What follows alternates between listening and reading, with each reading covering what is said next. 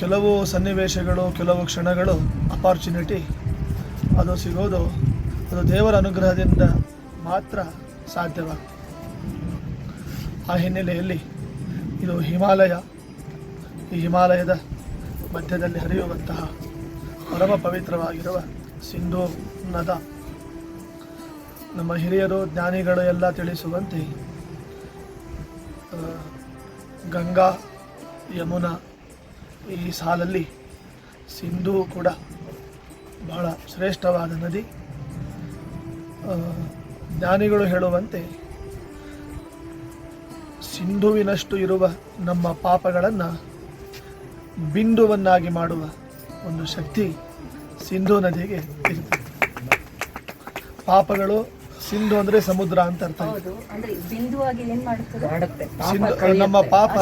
ನಮ್ಮ ಪಾಪ ಒಳಗಡೆ ಸಿಂಧು ಸಮುದ್ರದಷ್ಟೇ ಇದ್ದರೆ, ಈ ಸಿಂಧೂ ನದಿಯ ಸ್ನಾನದಿಂದ ಸಿಂಧುವಿನಷ್ಟಿರುವಂತಹ, ಸಮುದ್ರದಷ್ಟು ಇರುವಂತಹ ನಮ್ಮ ಪಾಪ ಬಿಂದುವಿನಷ್ಟು ಆಗಿಬಿಡುತ್ತೆ.